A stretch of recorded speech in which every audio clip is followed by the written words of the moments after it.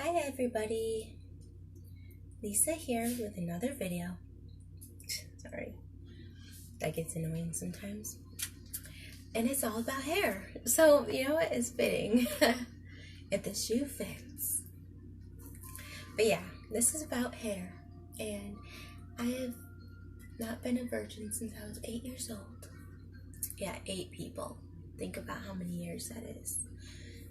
I'm old now, so I can't say. You should never ask a woman her age. No, I'm kidding. I'm 37. Yeah, I'm ancient. Don't mention it. But but you know, I don't feel that old. I feel like in my 20s actually, oddly enough. But anyway, back to the hair. Yeah. 37 minus 8, that's about 29.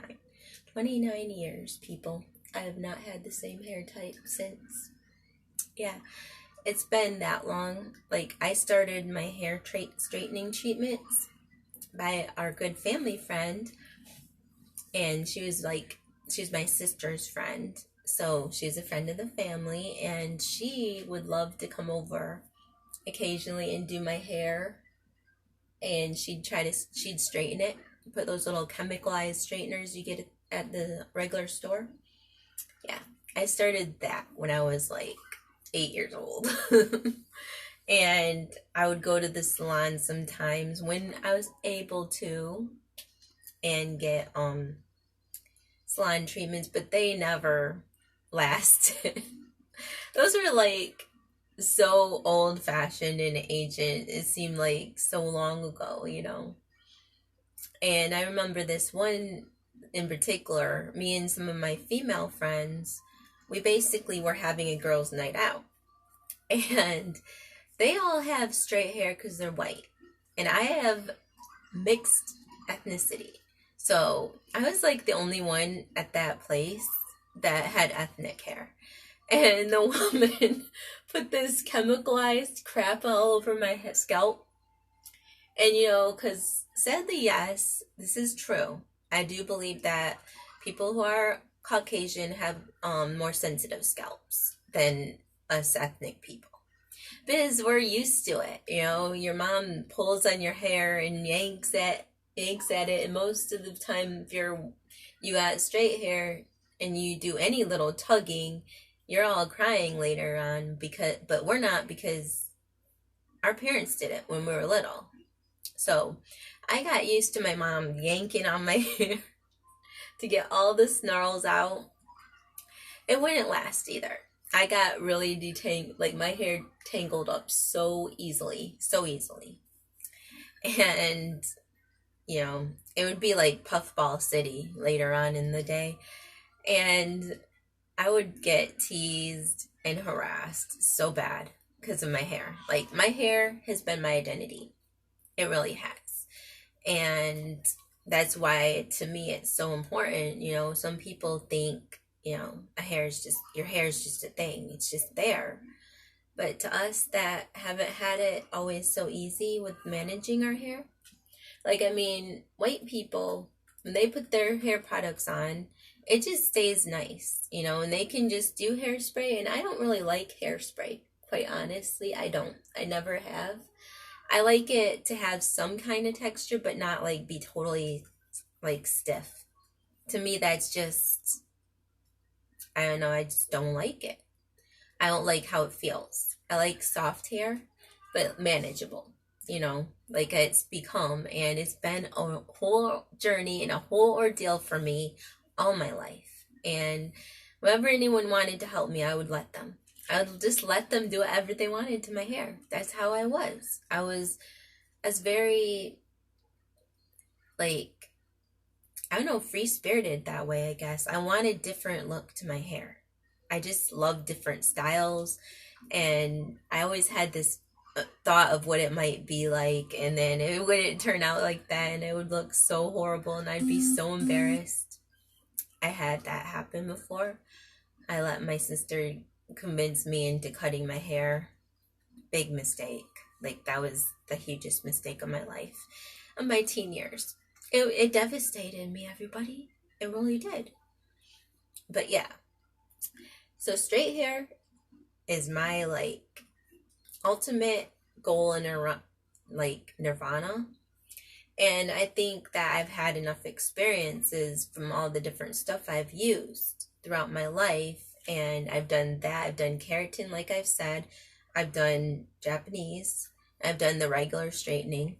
All you have to like wait a certain amount of time. That's the most annoying part of everything, I think, is the waiting. I think if anything, that's what you have to do, is you have to be patient. You have to kind of learn that. And so, yeah, I've learned that. I've learned that a lot.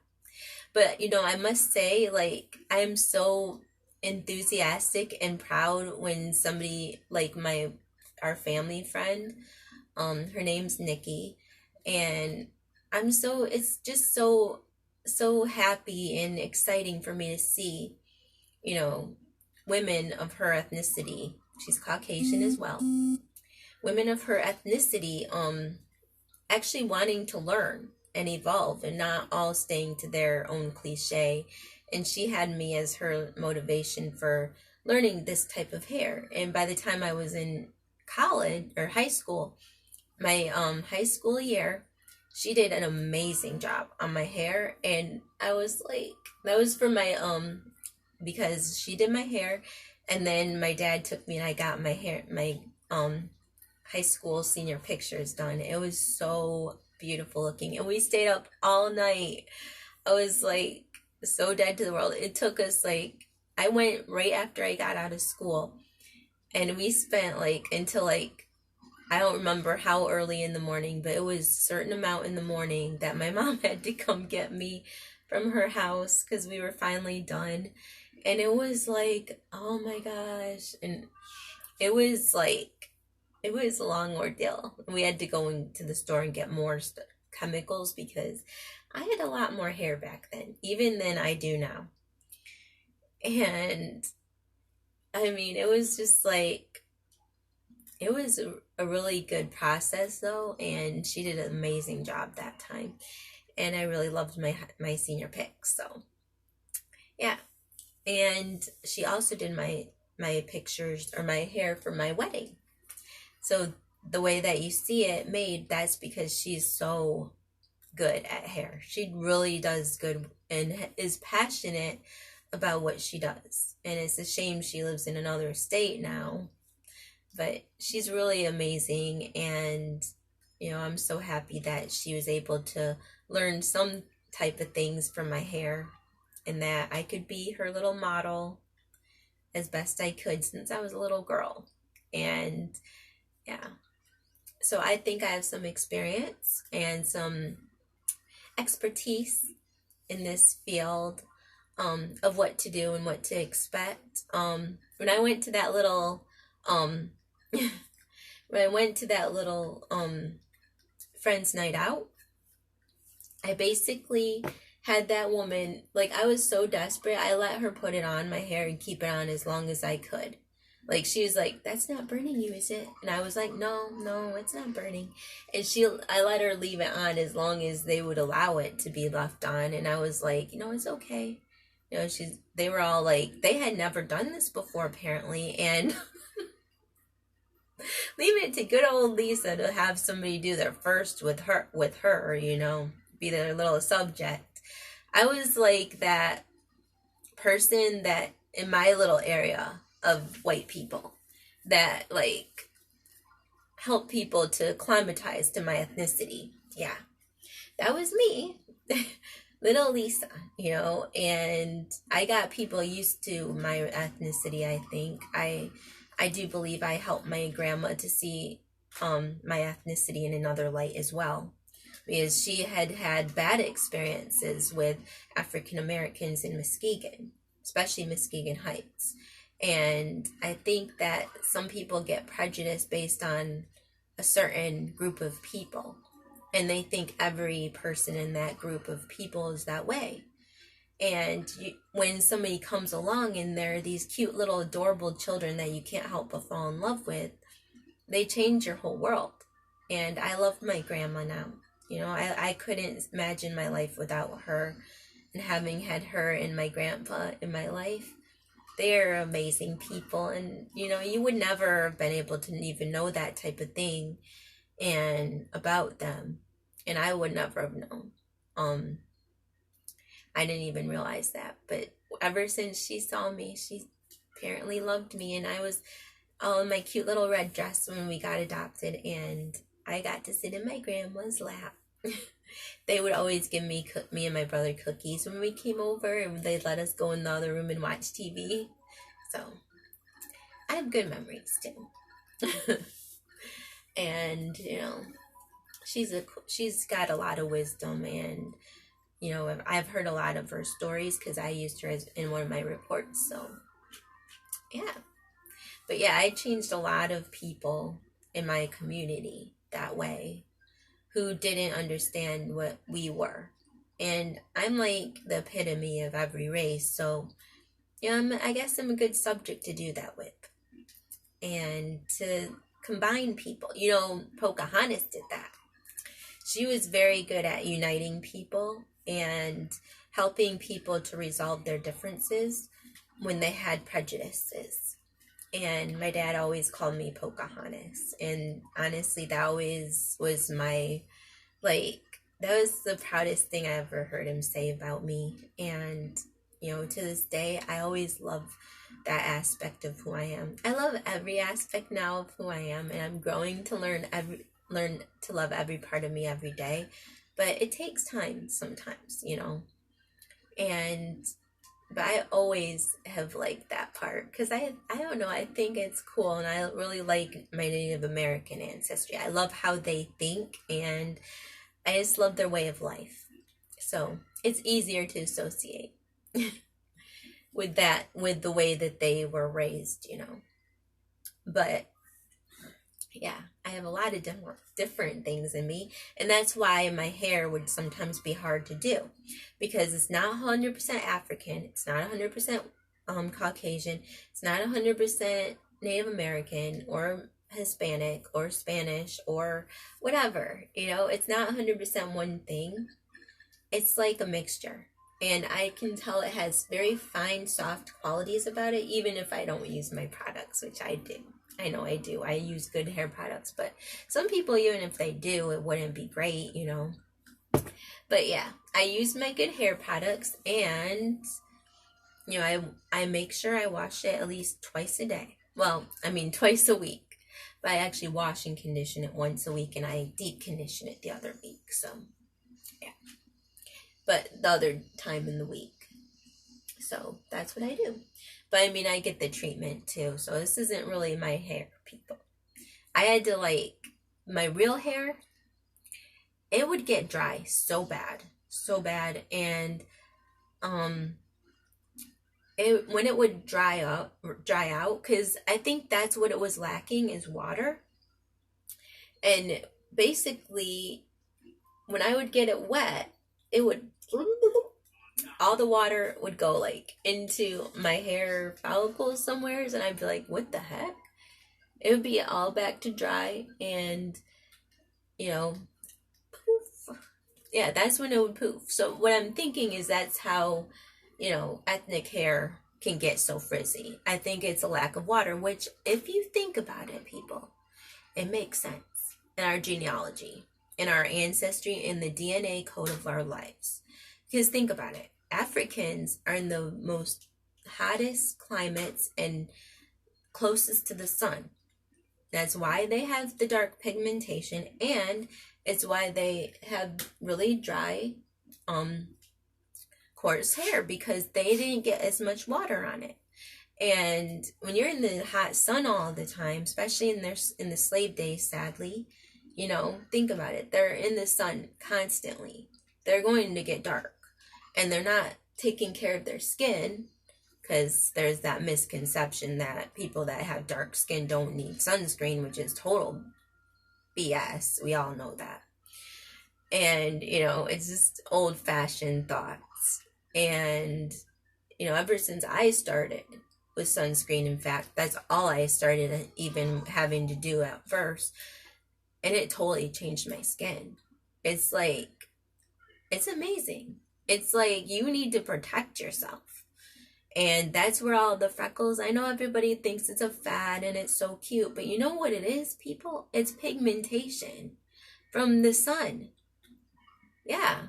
Like, I didn't have this many freckles when I was a little tiny tot. Shoot.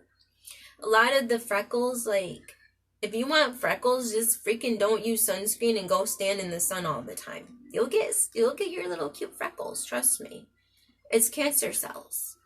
Eventually they become cancer cells. That's what they do.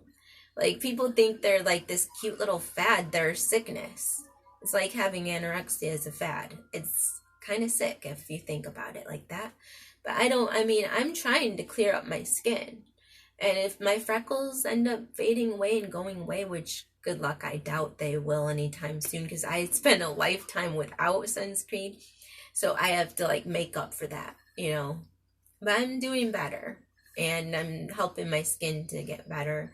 I still do notice a couple every once in a while, and I'm like, oh shoot, you know, it's not a good thing to me. It's really not. It's hyperpigmentation. It really is not good to have any kind of stuff on your skin. And the darker the skin, the more possible you have of getting cancer, skin cancer and stuff. So you have to be careful. And, you know, my nephews that I had, some of them went to Africa and they came back and they were totally dark skinned. And that just goes to show you it's where you are in relation to the freaking sun, you know? If we all realize that, we'd all realize we have every ethnicity in us, if you think about it. Because what happens when even white people go out and tan? What happens? You guys change skin color too. So you're colored too. So, you know, we're all colored.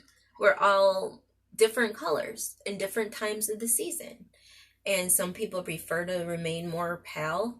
Some people like to get darker. And yeah, I know this has nothing to do with hair, but this is just a rant that needs to be said. Because it's true. And we all have each other in us, and that's how come we can change. And at one point, we all were the same thing. But I won't go there because that's more spiritual. Maybe some of you aren't up to that level yet, to understanding. But yeah, we all, I do believe, we all have been, like, we are all are parts of each other. That's just my own spiritual belief, where I've gone to my own spiritual evolution.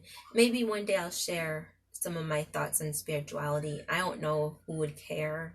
I mean, I don't really talk a lot about it on this channel. I do talk about it on my Facebook, and most people just think of me as probably way out there. But I have mentioned some of my stuff. My favorite book is still Conversations with God by Neil Donald Walsh. If you have never gone into this type of a spiritual journey before, I would really recommend Conversations with God by Neil Donald Walsh. And he does seminars and he does emails that he'll send you directly. And it's so cool and fun to read what he says. I haven't read one in a while, come to think of it. I should check my spam, because I was on his mailing list at one point. Okay, but yeah. But my tips for people that are ethnic like me. If you want straight hair, then you have to kind of make that decision. And to me, it's personal and it's spiritual. It's your own life, you know. Do what you want. Don't do the fad. Don't listen to everybody else and go along with the crowd. If you want straight hair, then get your hair straight. If you don't want straight hair, don't. It's not really a choice of you turning your back on your race. To me, it isn't. It's your own personal decision because it's your body. And nobody can tell you that you have to do one way or the other. I think people look beautiful no matter what they do. And yeah, sometimes I like curls. Sometimes I like straight, you know. I like waves. I like everything in between, you know. And I think there are people that look exceptionally beautiful with curls. So yeah, I believe in all aspects, and I think that diversity really makes us more beautiful as people. And so cherish whatever you have, but take good care of whatever you have. That, I think, is more important than anything I'm telling you here. because quite honestly, you know, whether you have good hair or not, or you feel your hair is good or not, taking good care of it is going to like almost help yourself have better self-esteem towards yourself. And that's where it's all at, isn't it, people? But yeah, for people with my ethnic hair, any of us, we know we can't wash it every day like white people can. We have to be careful with that because it's more drying, and I only wash it once a week, like I said. And then I deep condition it. With my hot head, I deep condition it once a week. I used to have a actual thing I could sit under, and that was another thing my niece stole. So yeah, it was really nice too. I sat under and it actually blowed on my head. The hot heads is nice, but it's just not as, don't think it's as strong in the heat department as like an actual dryer thing. That's just my own perception on what I've experienced. I mean, I think it's still good. It's better than doing nothing or just having your conditioner sit in your hair with like a cap on. It's better than that. And I do like that it's so stylish and you can move around. Because the other one I had to sit under for like a certain amount of time. I usually did a half hour and I just had to sit there. You know, I couldn't move. It's like it's like those little dryers in the salon. So it was annoying. But yeah, definitely do that. And I would advise the Olaplex number 3, Hair Perfector. That stuff is really good for your hair. And yeah, I wouldn't still recommend that tea tree conditioner and shampoo. Get the like duo thing. And or any type of natural shampoo and conditioner you get. I also love Kerastase. They've always been one of my favorite companies. I also have this other hair product company that I've been using. I'm going to be using Color Wow Hair soon. And they have something called Dream Coat. And that's supposed to help with humidity, no matter where you're at in the world. So a lot of females are saying good things about it. I don't know how it's going to be with my ethnic hair, so it'd be fun. Even though it's, you know, been treated, and in a month or so I'm going to be getting another treatment by Sarah again, because my 6 month, that's why it looks so weird, people. It's been 6 months. But you do realize this actually is pretty good. You know, I must say, I think that shampoo, that conditioner was something, because normally it'd be a lot more frizzier when I got up in the morning and I did all my stuff. So it's actually a lot less, though it's still wet a little, but because it is, I didn't dry it today. I don't dry it. Oh, that's another tip. Yeah, this is more of my hair, but it's not like totally. And you can see I'm getting more my curls up on top. That's where she's gonna go. And basically what I do is I just get a one of those quick treatments mid-month or mid-year. So she doesn't charge me the full price. She charges me for like a retouch. And it's mainly in the regrowth area, which is on your top part. That's where it all comes down, and all this is that stuff she already did. She doesn't have to redo it. So it's quicker and less money, which I love. But yeah, the Color Wow Hair is going to help with the humidity when you're out in the sun and all that. And I'm going to try a bunch of their travel sizes and see what kind of products they have. So I'm excited. But getting a trim. This is like common sense. I know some people are probably like, man, is she going to get anything new? Yeah, some people, you'd be surprised. I mean, not everybody probably does trims. I do get a trim every time I get those done. So I don't have to worry as much. So that would be twice a year. I get a trim. And you know what? I must say, my hair has been growing a lot faster. Because I noticed that. Especially when you get like either color treatments or you get a straightening job, you kind of realize when the regrowth's coming back, because it'll be so freaking obvious on your hairlines. Like, that's where it's most annoying though, like, because otherwise you might not even notice that you got new hair coming in. But if you don't want it to come yet, it's like there, and you're like, oh man, I already look like I'm a mess. By the time I actually go to see Sarah, probably in November, it'll be really wild. You watch. And I'll be like, oh man, yeah, I need a treatment done now. Because I have to get that done before I do my demo reel, which is my next project. So yeah. So this has been really an important journey for me, and learning all the different products, learning how to take care of it. Serums are another thing that's really important for helping your hair, and oils. Oils are very, very good, especially the ones with concentrated ingredients and things that are really natural and, you know, really help with like the split ends. And trimming is a good thing for split ends. I remember one time I went to a salon, and this was one that was over on 44th Street by us, and I always went to this place. And at one time I came in and she was like, wow, you have like no split ends. And I was using some of their products. I forget what it was back then, but I was doing a lot better with like my hair back then. And she actually started really thinking I was doing better, and that was really, it made me proud. And I'll have to remember what hair product that was, and maybe I'll go back to it, who knows. But yeah, products are important, but stay within your budget. There are always, you know, good products in all lines. And just ingredients. Look at the ingredients. Don't use sodium lauryl sulfate. Don't use parabens. Don't use silicone. Anything with like harshness to it. Some people believe in only going natural. I do both. I don't care, you know. I've had chemicals in my hair, for crying out loud. But yeah. And if you do one, like if you do a Japanese or something, or straightening, don't do coloring at the same time, because both are very depleting to the hair. I'm sorry about the phone or the video. This is like, my cell's really been acting up lately. So I'm sorry. But yeah, I think that's about all the things I can think of. I'm sure there's a lot more that most salonists would tell you. Just what you eat can affect your hair. They say, let me think what was really good for hair growth. There's like certain things you can take orally.